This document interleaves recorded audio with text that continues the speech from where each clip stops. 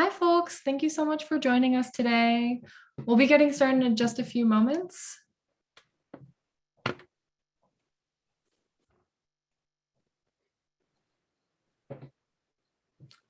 right, great. We can go ahead and get started with the intro. Hi, everyone. Welcome back to today's Help Desk Office Hour. My name is Ami Sherson. I use she, her pronouns, and I'm the project manager at Arts Business Collaborative.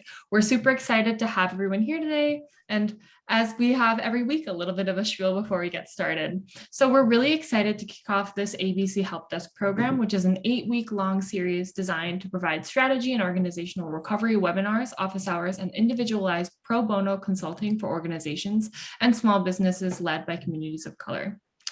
This office hour is being recorded and will be posted on the ABC YouTube channel by next week. If you would like your question or portion to not be recorded or public, please let me know and I can remove it from the recording. And so this office hour is a little bit more casual than a standard webinar, and we want everyone to feel comfortable to engage and ask questions as they like. So please feel free to ask questions in the chat or unmute yourself and share your question out loud. This year's Help Desk is brought to you with thanks to the M&T Charitable Foundation, Hill Capital Partners, Amalgamated Bank, and the Empire State Development Corporation. If you're interested in applying for the ESD Small Business Pandemic Relief Grants, ABC provides free technical support. You can learn more information and connect with us by either private messaging myself, Ami, she, her, ABC on the screen, or emailing services at Arts Business Collaborative. Now I'm super excited to pass things off to Candace Feldman, who will be leading this office hour on development and fundraising. Take it away. Hi, everyone. I am so honored to be here. If you are willing and able to I like to be able to talk to people's faces. So if you can and you're able to put your screen on, that would be great because I'm a connector. Just want to go through some housekeeping. So my name is Candace Feldman. My pronouns are Queen, Her Majesty, Her Royal Highness. I'm based in Kansas City. I think that's what I was supposed to cover. I'm on the lands of the Shawnee and the Wyandot. And before we get into opening up a discussion and asking questions, I wanted to just do a little bit of a rundown of how I look at development, fundraising, and everything for you all, and then we'll just get into it. So it's funny because I saw on the marketing for this help desk that is Candace Feldman, development professional. I was like, professional? Kind of.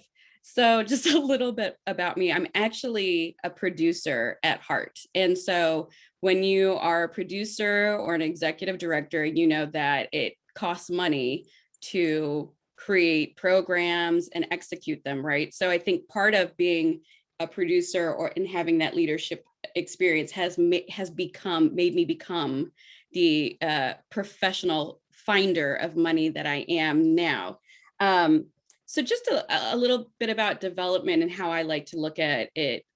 We all know that it's connected to money, but I always think about currency and how currency could be money, it could be resources, it could be in kind. It's an exchange, right?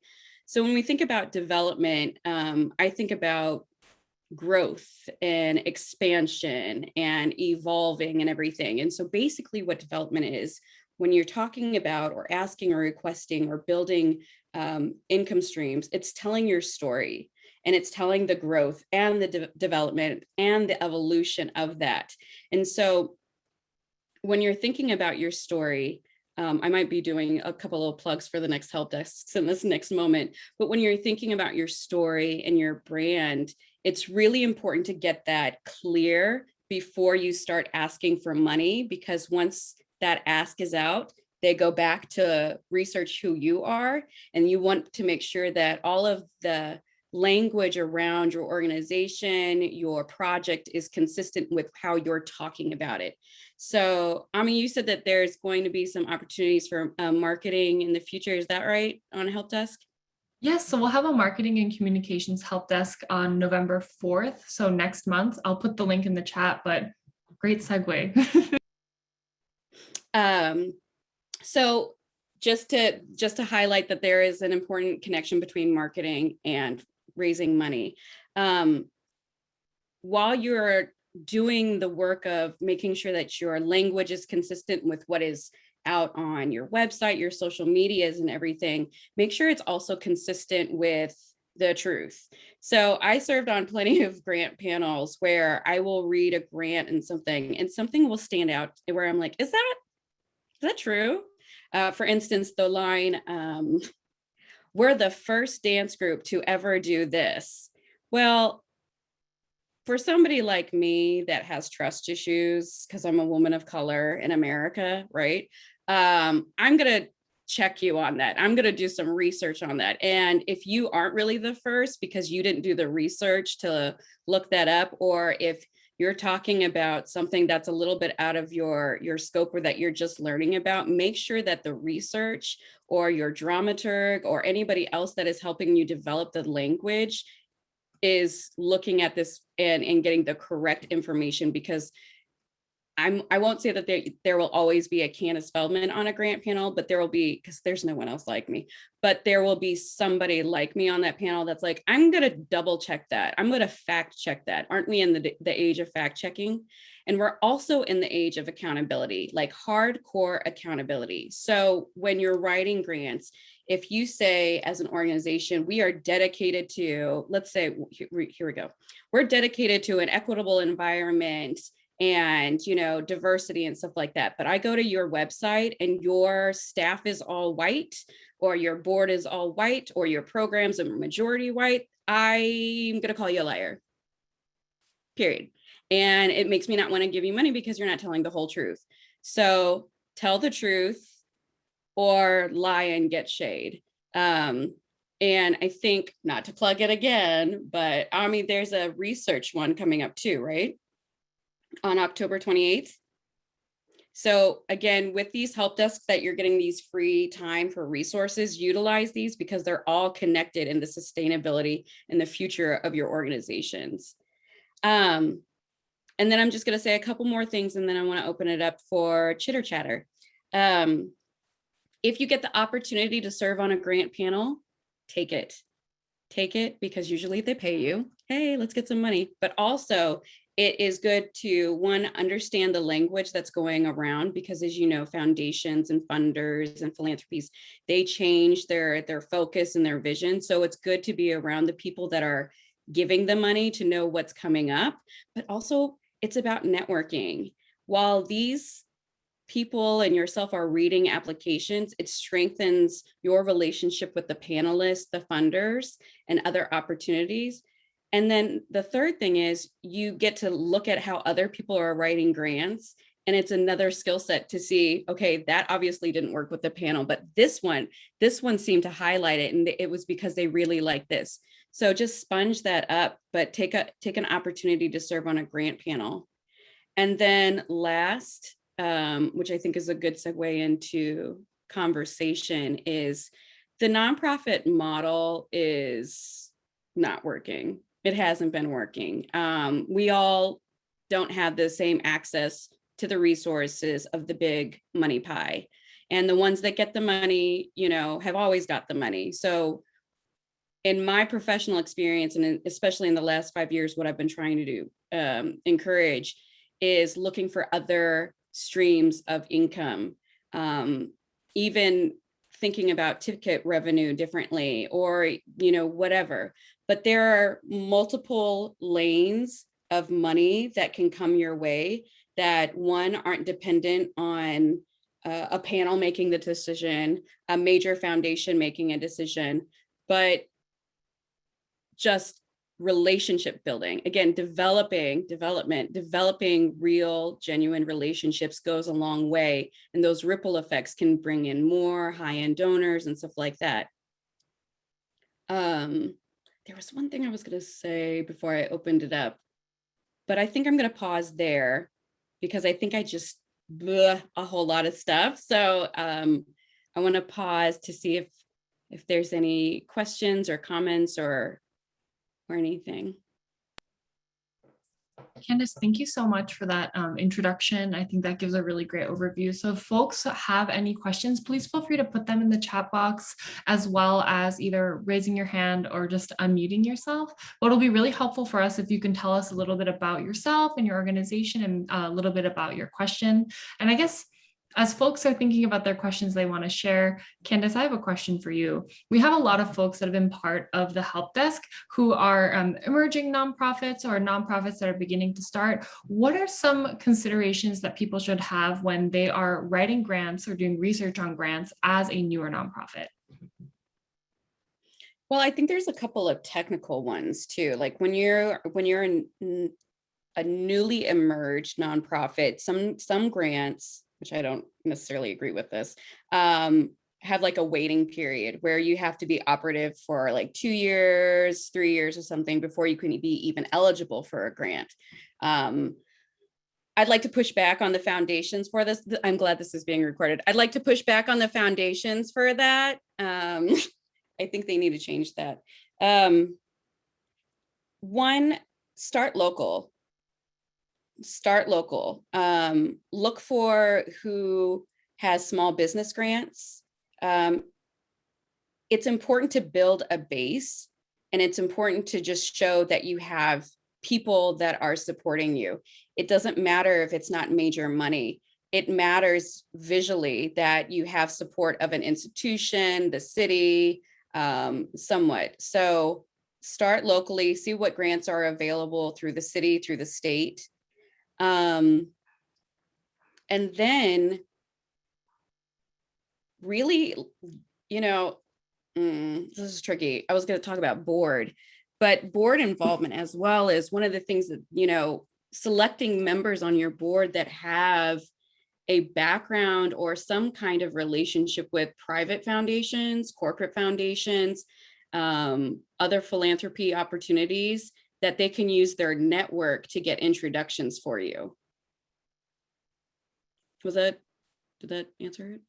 Yeah, that's really great. And I put your answers in the chat box so folks can see it as well, but that's really great to consider. I think a lot of the times when people first do the grant writing processes, they think really large, which is really, really great, but also think about the community members and the local philanthropies that you can collaborate with within your the places you live. So for example, if you're in New York City, specific boroughs, if you're in other parts of the United States, different counties, different state governments as well. So thank you so much for touching on that.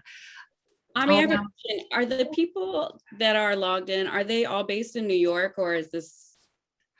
Yeah, that's a great question. So I would say that there's a handful of individuals who are based in New York City and a lot of folks who are spread around the United States as well. But also for folks who are just Grilkin is in Virginia. Awesome. So we have Virginia. I see some folks from Georgia as well. So if folks are trickling in, welcome to this office hour. This is space for you to ask any questions about development and fundraising that you may have. We ask that you first talk a little bit about your organization and yourself, and then ask the question. So I will now pause and let some folks ask some questions. I was just going to say, if you're outside of New York, people are paying attention to funding rural organizations. It's a big hit right now.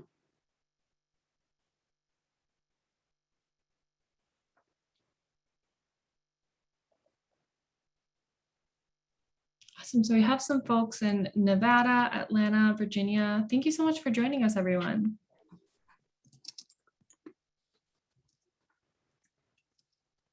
And please feel free to ask questions in the chat as well. We're all friendly. We just want to help as much. Yes, I will unmute you, Jaslyn.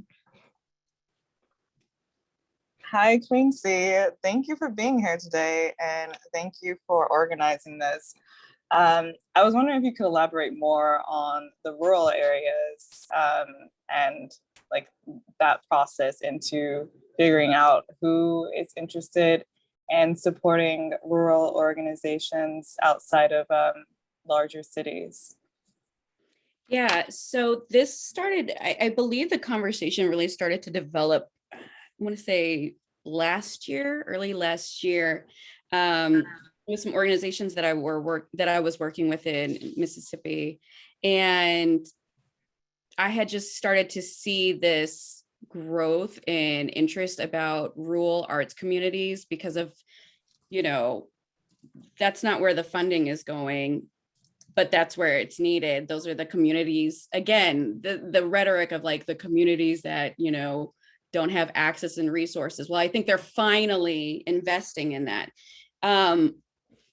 I'll have to look specifically at the ones that I know that were leading that charge, but I do feel that the momentum is moving forward. But if you look in even some of your local district grants, there has been money that has been dispersed to, build the ecosystems, build the economic development in those areas. And as practitioners, cultural bearers, arts institutions, we make money, we bring people in. So we are part of the economic development process. So when you're looking for money, it's also not how can I get this money to do my project, but look how my project does you good too, like looking for that win-win situation.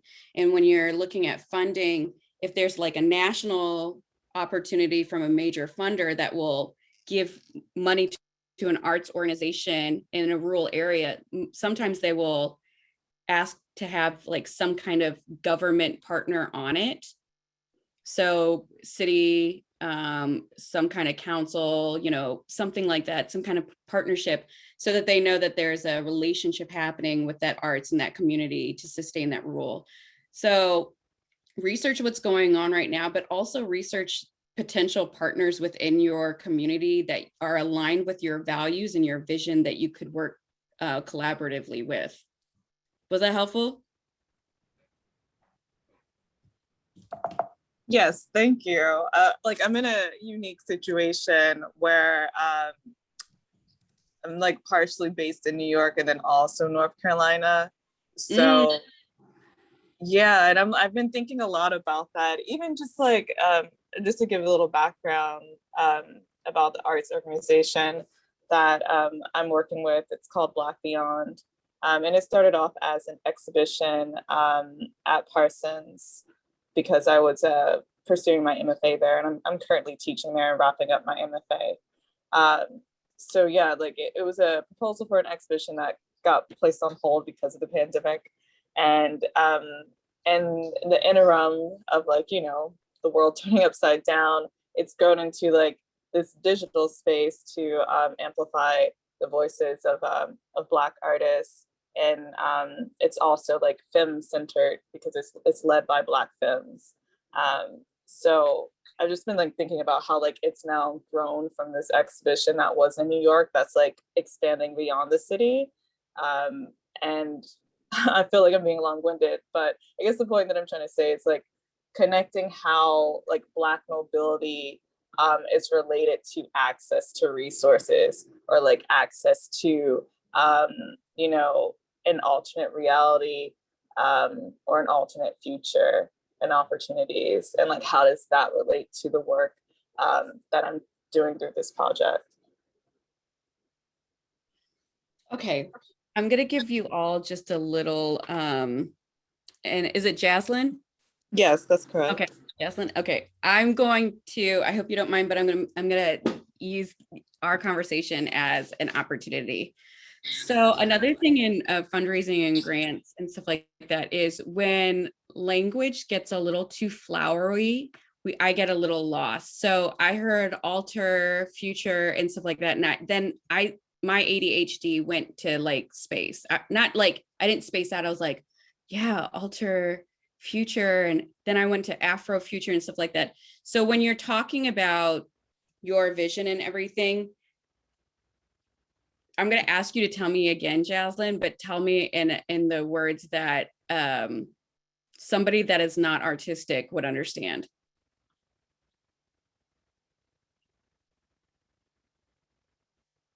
Jaslyn, you still there? Sorry, I'm having to hand unmute people. Sorry. Oh, okay, got it. Yeah, I was like tapping in. I'm put on the spot. It's funny because like you said Afrofuturism, and like that was an inspiration for like the project itself. But I think like a liner that I could give is that Black Beyond is it's a Black and femme led research in digital arts virtual space. Boom. Yeah, that's it. I'm already hooked because I'm like, I understand all those words separately. And now I'm in love with it when you combine it. right? So the project began in New York, but it's now having its life past that. Am I hearing that correctly? What was the last part? Sorry. Your project began in New York, but now it's having a longer lifeline. And so it's moving around to possibly North Carolina.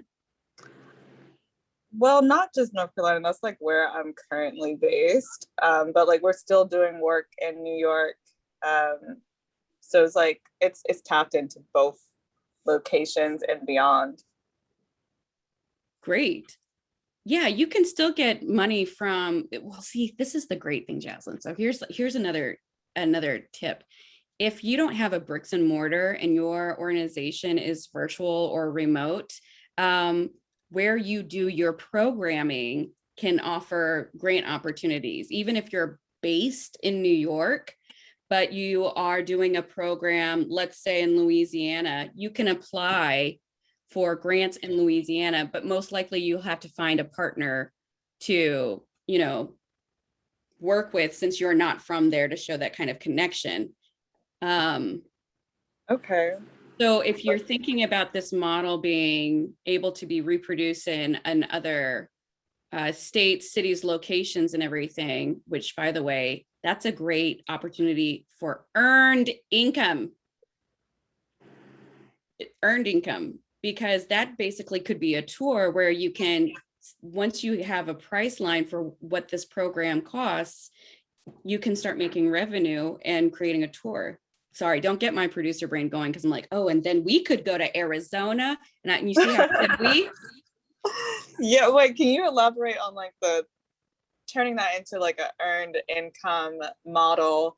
Because it's like where I'm trying to transition away from just applying for, competitive grants, but like how to bring in other streams of revenue. I'm like actually working on merch right now as we talk.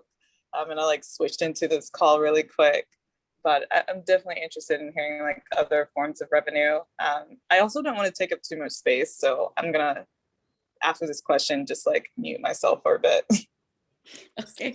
Yeah, so as artists, we're creating and we produce and stuff like that. But I would recommend that while you're creating and thinking about your next project and everything, think about its life cycle. And if it has a life cycle past just a debut, a premiere, or, a run, where it can move around, it can be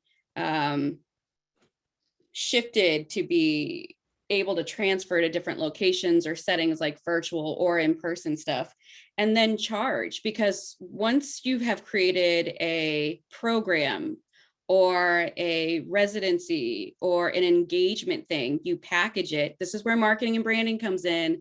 You package it together and you say, this is the cost to bring me in to do this work, and this is what I'm going to deliver. Now you add money onto that. Okay, don't cheapen yourself. It's also about knowing your value and doing equitable pay amongst you and whoever goes with you. So charge what it's going to cost, start with a high number, negotiate. But some of that stuff you can, after paying your artist and yourself, you pay your business back, because then it becomes like this cash balance in addition to your cash flow. So it's about marketing what exactly you're selling and then putting that out there and getting the invitations afterwards. I hope that was helpful. Yes, that was helpful. So you're saying like include all of that in the grant budget, all the items that you just listed. While you're writing a grant, absolutely. And here's another note. Your budget reveals your priorities, and equity is a big thing right now. So make sure that your budget that you're drafting in your grants is equitable and, not paying people crumbs, but paying them justly. I think we have a hand from Melissa. I'm going to unmute them real quick. And Melissa, feel free to share a little bit about your organization, yourself, and your work. I know you mentioned that you're also in a similar situation to Jaslyn, that you are based or in the process of being based in 2 different locations. So I will unmute you now.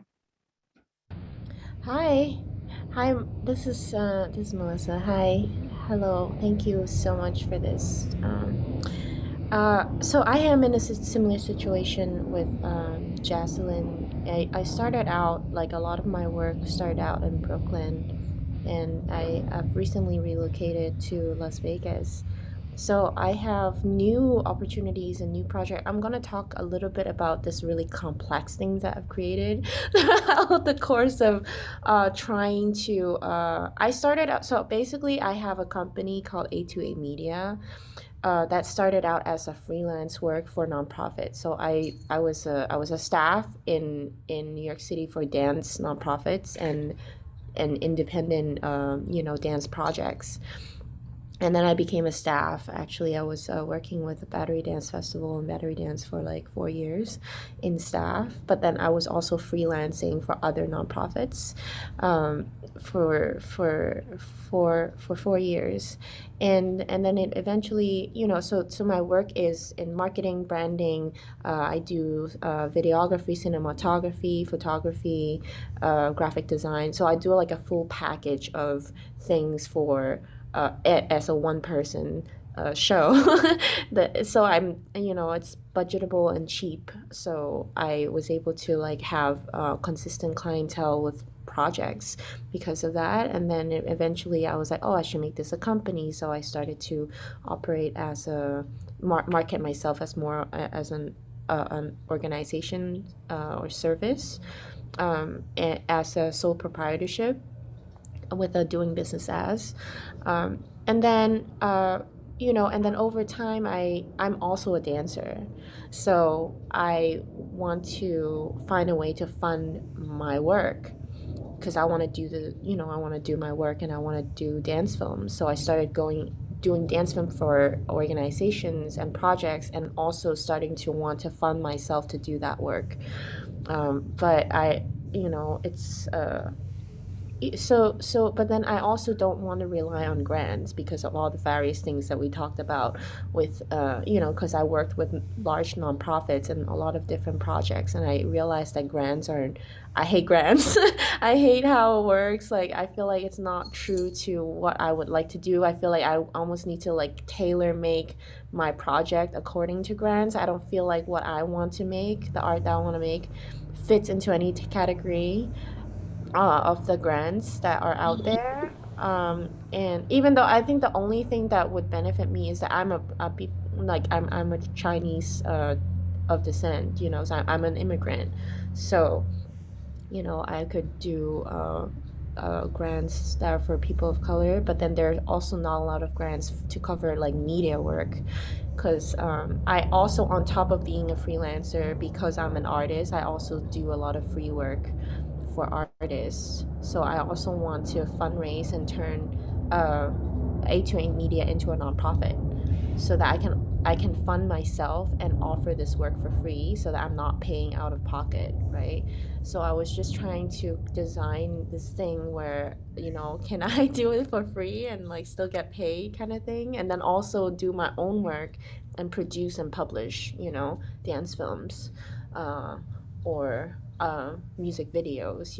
Can I, create a system where I can absorb money and then do this work for free, so that everyone can have more creative control over their work, instead of having to depend on where the grant is and what's available in the market. Um, so that's where I'm at. And then I relocated to Brooklyn. I relocated to Las Vegas. And then, in the midst of all that, I also started a second branch called Woo Woo, which is about spirituality. So I was trying to make that a for profit, to try to, I was, just testing out different ways that I can like fundraise and make money. So I was that idea, that this logo that you see, this thing is more about offering a holistic practice and teachings as a service, and then through that funding the art, or selling t-shirts or selling crystals or something like that, giving information, educational information, and then funding my dance project. So I was like testing out different ways. So that's where I'm at. But because I have moved, I am confused about what's available to me and kind of how I should even incorporate, because I haven't incorporated any of these things. It's just operating as a um, very low key type of independent project type of thing, which I would like to give it a more organizational feeling to it. But then I'm confused as to, I'm also confused as to like if I should find money to fund projects first, or if I should find money to fund the organization as a whole. Like I'm a little confused myself about the priority. Like if I should, just because I'm shooting a documentary on a healing process, and that needs funding, right? So there's all these projects that already started that I'm just like doing out of pocket. So I don't know if I should fund the project first or the organization first. Um, so I don't know. What do you think of all these? Sorry, it's very complex and chaotic. I appreciate your patience. Um, Thank you, Melissa, for that thorough rundown. So I have a couple of things Hmm. that I took notes because it is a little, you Yeah, know, yeah. but that's okay because I feel like you're in the process of conceptualizing Hmm. still the whole vision of your artistic work and all of its vignettes that it spreads out to, right? The Right. one thing is, yes, I'm not a big grant fan either. And I'm glad this is recorded because I will say to all of you on here, as much as you can advocate how you need the grant and funding and nonprofit world to work better for you, they will listen. They will Mm-hmm. listen. I know people on those places, they'll listen. Mm-hmm. So Melissa, I appreciate how you just talked about how really clear it was. So did I hear you have like multiple businesses, like LLC, you're potentially thinking of a nonprofit and then something else for your healing?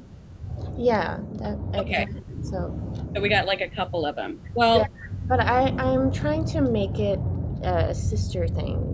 So I'm thinking that probably a nonprofit, let's say if my digital media service become a nonprofit, that could also be providing service for my for-profit. So that's kind of what I'm thinking of, how the structure to make it sustainable. okay, I'm gonna give you because I'm gonna just give you some. I hope you feel like this is good love and not tough love advice. So this is the part where again, marketing and branding are critical because it's about knowing who you are first before you give yourself out to the public.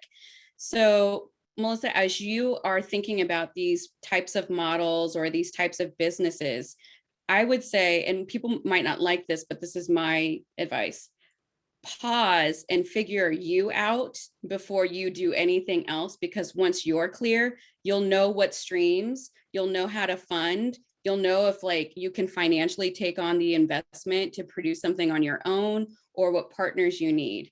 501c3 status is not hard to get these days. You can, especially if you make less than $50,000 in your first year, you can do the 1023 easy form, get it in 2 months and stuff like that. The thing is, you have a board, and once you have a board, the board directs who you are and what you do, right? Same thing with grants. Whatever the grants feel like they're interested in for the next 5 years, that's what they're giving money to. So you're still kind of held by, and I don't like that for artists. I don't like being held to a certain type of way that we create and, dictated by other people and dictated by money, because that's just capitalism, right?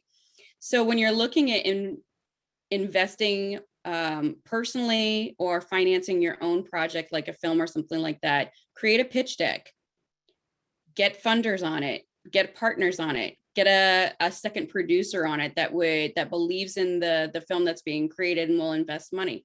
Partner with a university, have them pay for it and you direct it. There's ways to work that out, but before you start another business, before you go down that line, or apply for a nonprofit, I think there's a way to conceptualize your entire passion in one place that has different movements, because it's always going to come back to you. So you're the brand. And then whatever comes out of that beautiful mind of yours is maybe a program or the nonprofit or that. But what you do first is start at something that you're excellent at, get that good, because that's how people are going to recognize you for that piece, and then grow that, and then start doing other great stuff and like getting that finance and so sort of. And my last thing for you, Melissa, is like, you can do it all. Women, especially women of color, we could do anything, especially Black women. We're just amazing. So you can do it all, but you have to give yourself time to do it. You have to give yourself the space and the honor of what you're creating, what you're birthing and everything. So time is not money. We think money is the problem, but it's time. The money will come. You can find it, you can raise it, but take the time for what you're creating and honor that. Hope that helps. Beautiful. Thank you so much. This is very helpful. I think that I'm grateful that you said that, maybe all these things can be in one place, because I actually I was very discouraged. I mean, most of the people that I talk to also have a more male perspective, or coming from a different place, and they didn't understand how they can come together, so they were like, you just separate them and not mix them together. So I have been trying to combine these services together in one. Let's say I can do guided meditation before we shoot, or like a Reiki session and a portrait session, together. And then all the arts are surrounded about healing, anyways. That's kind of the main focus, is to showcase people self-healing themselves and how your body can heal, and also teaching and offering services that heals people, but I also captures, so I can capture that process. So hence these things are all jumbled together, and it's confusing when I present it to certain people, and you're the first person that kind of was like, oh, maybe you should just do one thing. So I appreciate that. Thank you so much. It's very helpful. You're absolutely right about everything. I appreciate this. It might feel like it's jumbled up, but it's not. The connector is you. You're the center. Without these things, they cannot exist. So, it is one thing, but just like women, we are a myriad of of so many things. So can our business. Yes. Thank you. Yes. Oh my God. I needed to talk to a female. That's what it is. That's what you needed, Melissa. And she's here. Queen is here. Yes. Thank you. Thanks. You're welcome. Queen C. You're legit.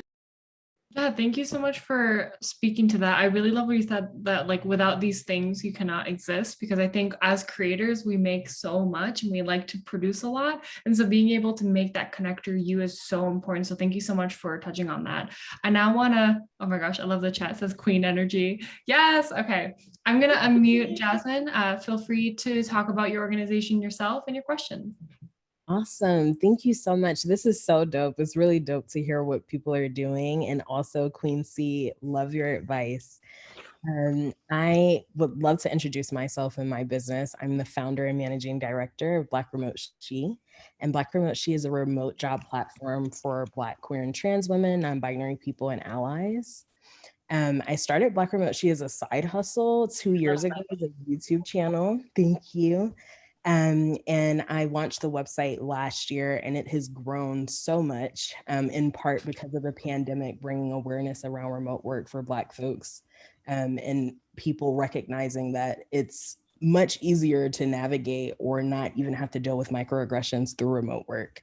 And with that, I started Black Remote She with 3 jobs, but I took the leap this month to be full-time as a founder. And recently completed my pitch deck. So I'm ready to start with my round of funding, and I'm really interested in community funds specifically.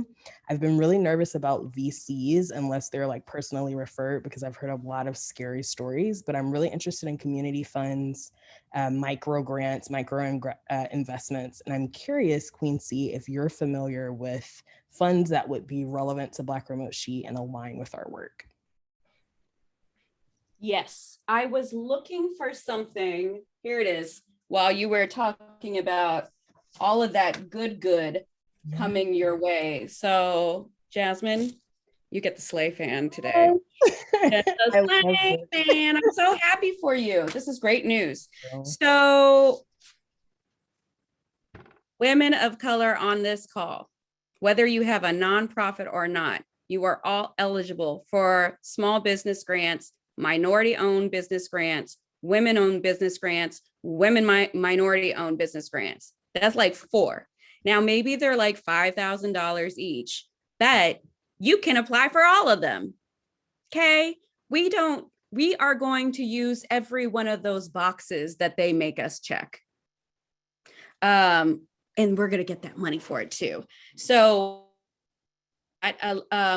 something to think about, especially in the work, is looking at corporate money and corporate companies that fund opportunities specifically for people that are marginalized, disenfranchised, and stuff like that. So, and also in-kind opportunities. So I know Google, Apple, they all will, like, depending on the programming or what that you have going or the target audience that you're, serving, there are grants that are not part of the foundations that we're most used to as artists to get into. And for the ones of you that are working on like healing and self-care, actually, to everybody, there are grants outside of the arts grants for artists that do other things, because artists do other things. We heal, we share, we nurture and stuff like that. So look at other grants in the humanities, especially for anybody that's in research. Anybody that's a writer, there are writer retreat grants where they will pay you to go live in a mountain for 2 months to write, and give you a private chef. Like, they are out there. What I'll do is, after this call, I will create like my go-to guide of places to look for these grants to send you. And then also just some places of other ways to look for money that's not necessarily in our normal Rolodex. Jasmine, did I get away from it? Do I need to come back? No, I would love to see that resource guide. That sounds amazing. One of the things that I've been running into, because I don't have a legal structure in place, is finding grants that are requiring specific things. And the reason why I don't have one in place is just choosing between an LLC and C Corp based on funding and the way that I'm choosing to raise funding. Has just like, I just haven't been clear on that. And I've been trying to get like legal support on what makes the most sense. I think Black Remote She, I'm interested in having it be a social enterprise, but to define the specific legal status, I just haven't gotten there quite yet. So I'm curious, like, are these grants typically, do you need to have a legal structure in place, especially the small business grants, minority grants? Yeah, the small business ones, all the ones that I listed, you have to be like registered as an LLC, partnership, sole proprietor, something like that. You do. However, if you are looking for, that's not necessarily always with corporate philanthropy, though. Some of those aren't necessarily conditional on 501(c)(3) status and stuff like that. But if you don't, you typically have to be connected to an organization that is. So one thing to think about is, if you're looking for grants that are typically framed for 501(c)(3), you can still apply for them under a fiscal sponsorship. So you can find a fiscal sponsor. Now, I will say this, don't trust every fiscal sponsor. Don't take the first one that comes to you, because some of these percentage rates are out of whack. And I'm mad at some fiscal sponsors in our field, because I'm like, you're charging these people too much. Give them their money back. So be cautious of who you decide to be a fiscal sponsor, and make sure that those arrangements of like how your money is distributed, how much money do they get to administer, the finance and everything. But that's another opportunity, is fiscal sponsorship. And then if you are still in the process of figuring out your business, what you could do is, you know, raise money to support the development of the launch of this business. You know, it's money is connected to a story, because I want to know why I should give it to you. So there's different ways of telling that story, or whatever story that needs to be told right now, to get you to that next level of what you need. Awesome. Thank you so much. Yes, thank you so much for touching on that, Candace. And also, if you have that resource list, please feel free to share it with me, and I can share it out with all the people that were in this call, along with the recording. So happy that this is recorded, because there's been such incredible gems that have been shared. So we have about 12 minutes left, and I know that Nancy has a question, as well as Takesha. So I'm going to read Nancy's from the chat. One second, please. So Nancy would be interested in hearing, no, that's a different question. Pardon me. So there's a situation that Nancy had shared within the chat. One second, please. Yes, I'm going to read this out loud now. So Grimalkin, and if that's pronounced wrong, please correct me, is transitioning from LLC to 501c3. We have gotten ourselves to a point where we are financially sustaining at our current level of output in terms of the music releases we do, and covering all of our expenses, but we also offer services related to music making, mixing, mastering, graphic design, and we do mutual aid for community members when we fundraise to help people purchase things like equipment or cover life needs, and collaborate with other mutual aid organizations to make referrals when people need services outside of our scope. And we want to provide more in terms of education with workshops, skill shares, and music lessons. Issue is fundraising, labor, and staff. And for us to sustain our growth, we need money to pay myself and others in our collective. We got a small grant with the Trans Justice Funding Project this year, but we kept running into elsewhere that we are not 501c3. We have a Patreon, but this isn't enough right now. We constantly fundraise online, and we used to do that in real life before the pandemic. I recently met with UMG's Task Force for Meaningful Change, who appear interested in supporting our work, but we have to be a 501c3. Since we run financially like a nonprofit, and we keep running into that, we have to get grants and funding. It doesn't seem like we'll ever be able to fund staff and labor without making that transition 501c3. So I guess the asking question is regarding what you could do without being a 501c3. I know that Candace, you already spoke to fiscal sponsorships, but can you speak to other ways that Grimalkin can fundraise? Well, if they're available to speak, I'd like to know what the hesitancy about 501c3 is. Nancy, I'm happy to unmute you, but if you would prefer not to, please feel free to put it in the chat. Oh, hi. Hi there. I'm a little nervous, and I get nervous in group settings with talking and everything. So sorry about that. We're in the transition right now to the 501c3. It's just, I guess, just how to find,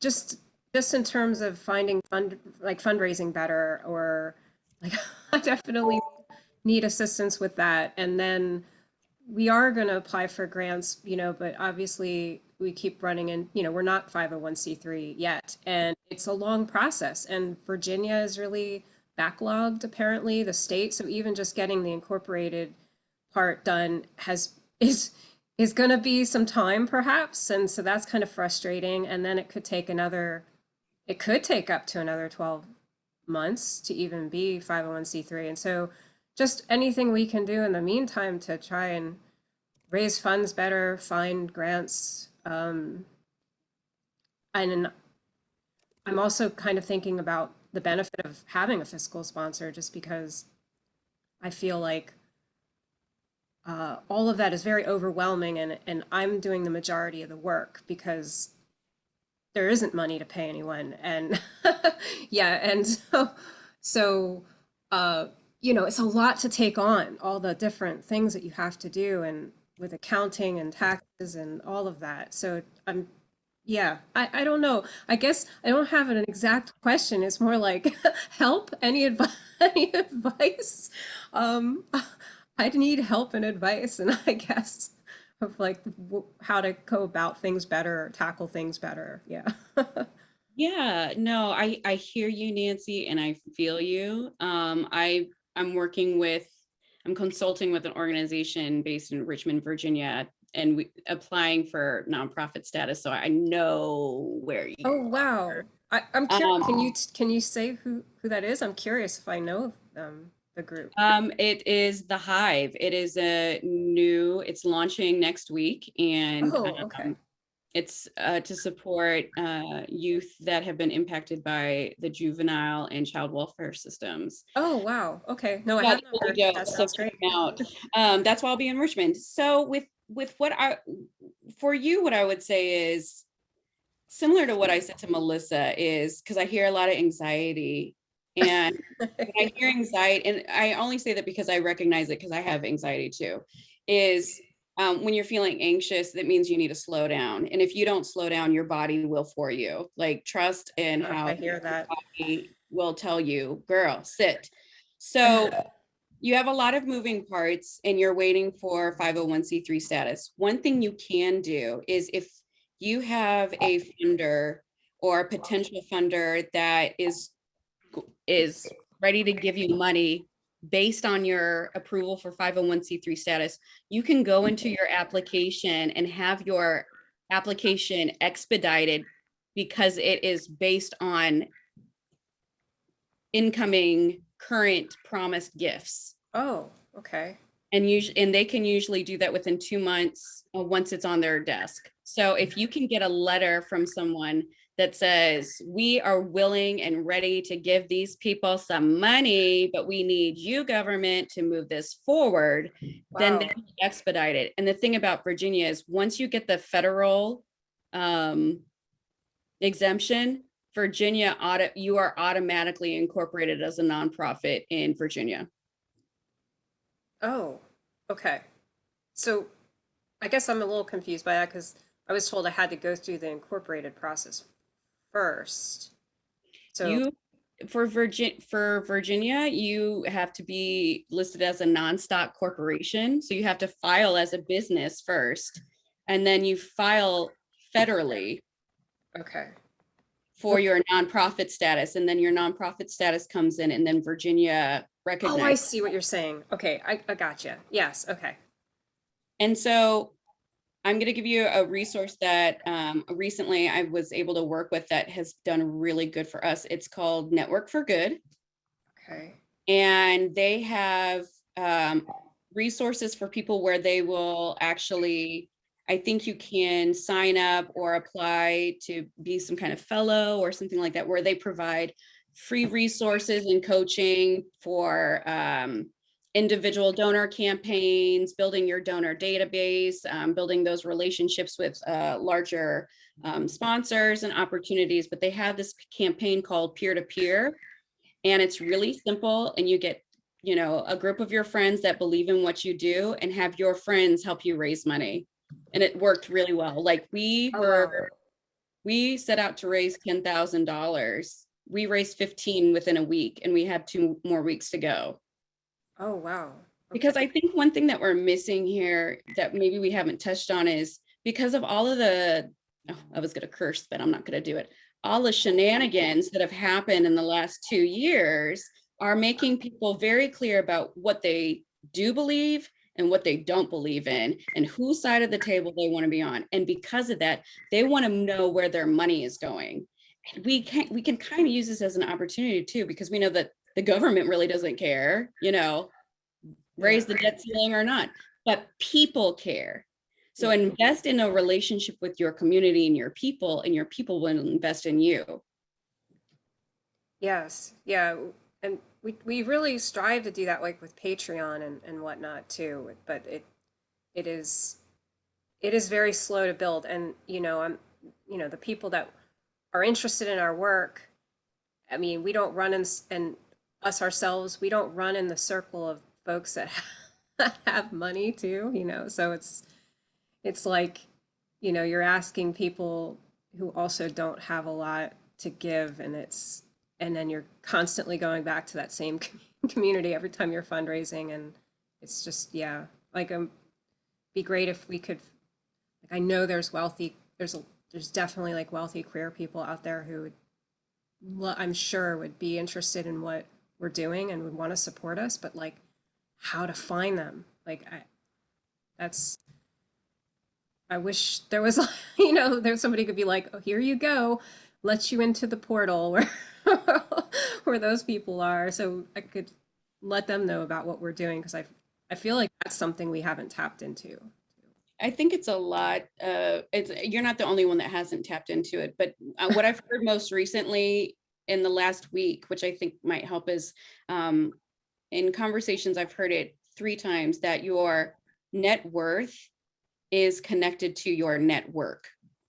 So the people within your network can help build that net worth that you're looking at.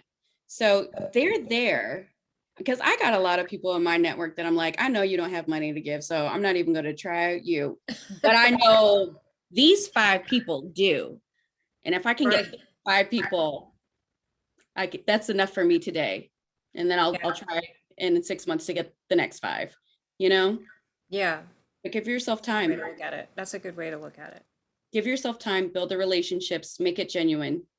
People don't want fake ass shit anymore. Yeah. Oh, I get it. I'm sorry. Edit. No worries. No. We can bleep it out in post. It's all good. I got comfortable. Well, thank you so much for welcome to talk to me. I appreciate it. Thank you. Awesome. So thank you so much for your question, Nancy, and Candace. Thank you so much for your thoughtful response on this. Is really, really great to hear. I feel like this entire conversation has been such a gem, so really appreciate it. But we are coming close to time. So I know that Takesha had put in the chat that she was working on her mission and vision. So Takesha, I can either read it out loud or you can talk a little bit about it, but that will most likely be our last question. But after that, we can go through how you can contact Candace, and all that stuff. So I will now unmute Takesha. Hello. This is my daughter in the background. Please forgive the cocoa melon. But I wanted to share, first of all, thank you so much for this. This has been phenomenal. I was so excited to just meet you after reading your bio. I have many, many questions. I would love to even chat with you after this. So my current mission and vision, and I wanted to share because I know that it has to be very specific about what we do and how we do it, right? So it is, we advocate for the arts while championing its value, impact, and multitudinous benefits. Through programming, education, and community engagement, our mission and vision is to turn the classical arts on its head and make it more accessible by developing immersive, multidisciplinary theatrical works while giving voice to underestimated creators and engaging diverse audiences. It's good. It's a mouthful. Yes. So there are 3 components to this. There's the programming arm. So we have pieces that we've already started working on. And my background is I'm an opera singer. I've sung opera all over the world.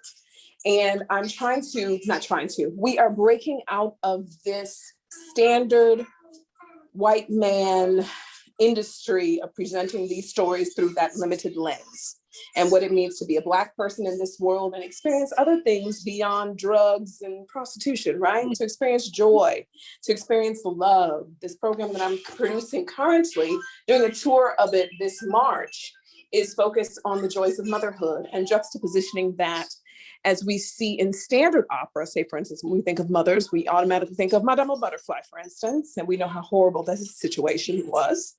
And me as a new mother, seeing how beautiful that can be, commenting on the Black maternal health crisis. I've commissioned 5 different composers, and I'm the librettist with each of these women. And I'm so excited about touring this on the West Coast and getting more money and more support to expand the reach of that. But that's just one of the projects they're working on. We have an opera that's a 5-series opera, grand staged opera set in ancient Egypt, juxtapositioning the divine goddesses with the mortal magi and warriors and the people that's going on there. The entire cast is Black. I want the entire creative staff to either be Black or women. Like, this is my vision for all of these things. And I know that it's funny you said no one is really doing this. No one is really doing this in opera. They're just not. There is no grand scale of development in the work. Immediately when they want our stories, they want them to be as limited as possible. And they want the investment to be as limited as possible. But this is a huge vision that's going to require a lot of workshopping and a lot of developing, because Verdi didn't happen overnight, right? He workshopped his stuff into the ground. And now we have these great things that we look to, like Aida, for instance, one of the greatest operas of all times. So if we're trying to get to a place where we're truly galvanizing this industry, we need to be willing to invest. So that's where I am with that. Oh, I love it. I love it. I love the opera. I love it. I love the idea. I love the thought of it. And my producing antennas went off because I was like, let's make this happen. So quickly, Takesha, are you a 501c3 LLC? What's your business status?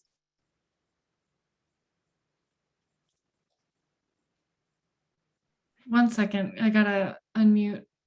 Okay, here we go. There we go. Okay. Yes. So currently, I'm in the position of getting all of the things together in order to be a 501c3. So I'm very much at the beginning stages of that, but I've already started the work. So tell me, please. Not a problem. Not a problem. That just like helps me figure out where to start with. So one of the things that you can do, because you're in the development process of this, right? So there are grants to help artists develop their project. And one in particular is NEFA, the National Theater Project. And you can apply for it. And it's a development and touring grant. So money is given at the beginning to help develop the program, the production, whatever, over that time. And then they also subsidize touring fees so that the partners in that, you know, if you book these people, you can get a subsidy that they pay for to bring down the costs and everything. So there's NEFA, there is, oh shoot, why are they coming? Come. National Performance Network, NPN, they have a creation grant that if you can find 3 organizations that are part of NPN's network that will support this, they will also add money to the pot to, you know, help create and develop this project. So while you're building it, you don't need to be a 501c3 to be eligible for development grants to build your project or to get those resources or that funding. Once you become a 501c3, it just opens it up to other opportunities to get money. The other thing is, this is a good again, I was going to say pitch deck, because since you have created a story, you know what it's happening, you know that what it's going to tell and everything like that. You can create a pitch deck to look for producers that will take on the responsibility of financing your project, helping to find that money. You know, that's the other thing about producers is, like, my role as a producer is not necessarily to give artistic or creative vision. My role as a producer is to make sure that it is happening, that it happens and it's executed and funded. So you could look for a organization, another institution that might want to collaborate and co-produce this with you. Yeah, that's just off of the top of my head. I hope that's helpful. Yes, yes, absolutely it is. So that's the programming piece. I just wanted to share the other two segments before we get kicked off. So there's an educational arm and there's a community engagement arm. So this educational arm is specifically focused on high school students. I went to the Academy of Vocal Arts, and this is a premier institution that prepares artists to take over the world's operatic stages. I already made my professional debut before I even graduated. And I have so many thoughts and ideas of how I would create a training program specifically for high schoolers, because I think that that is a pivotal moment in a young artist's life to choose whether or not they're going this path or this way, and to really mentor them and guide them and give them guidance throughout their entire career. So that's that piece for the education. And then the community engagement is just bringing all of the people in. I'm currently stationed, or whatever you want to call it, based in Chicago. But I am an international artist, and I have connections and resources, I guess you could say, that I've really never tapped into around the world. And I want to be able to use this as a jumping off point for that, because I know that, as you say, your net worth and your network and all of that. And I know that people are interested in my personal artistry, but this is an expansion of that, and really, I guess, presenting myself in a new way to this world that has known me in this way for so long. That's a brand. That's a brand. That's an updated brand, especially if people know you for one thing, but you want to reintroduce them to, or introduce them to the other parts of you. It's brand. But what I would say is a major opera plus programming plus the other arm. If you're the only person that's on staff, do the thing that you love first, and then the other stuff will come. Thank you for that. Thank you. I'm over here trying to type before she unmuted me. Thank you so very much. I have more questions that I would love to just chat with you about with regards to producing and all that other stuff. That's why I would love to reach out to you at another time. But thank you so much for this. My pleasure. All my pleasure. Well, with that, we are at time. Thank you everyone for joining us today. And thank you, Candace, for leading this session. This was absolutely amazing. And so I have a bunch of resources I want to put in the chat as well. But Candace, what's the best way that we could follow you, see what you're up to, and connect with you? You can find me on LinkedIn. That's an easy way. But since this was such a wonderful group, and I gotta say, to everyone, every project that I heard, every organization that was able to share, I am really excited about all of them. I know I want to hear more. So I am putting in the chat the best email to contact me on. And now it is yours. Thank you so much. And folks, if you have any questions about Help Desk as well, like we have a bunch of sessions, please chat with Candace, but also please chat with us. We'll be happy to share additional resources. So Candace mentioned the importance of marketing as well as research and strategizing for development. And so as we put in the chat before, I'm going to put it again, please join us for our other webinars. We have some incredible things happening. And in addition, we also have other one-on-one consultations and, pardon me, trying to be a chat manager at the same time. You can check us out on our website, and this is where all of the programs are. We're already halfway through Help Desk, and we only have 4 more weeks left. So congratulations, y'all, for being part of this. And we just want to keep sharing this information out with you. And so Candace, again, thank you so much for leading the session. But next week, we have a session webinar on Wednesday, October 20th at 6 p.m. EST with Akil Davis on financial planning and risk management for your small business or organization. So we are really excited to see you there. But for now, if you have any questions, let us know, and I'll see you next time. Bye, everyone. Thanks.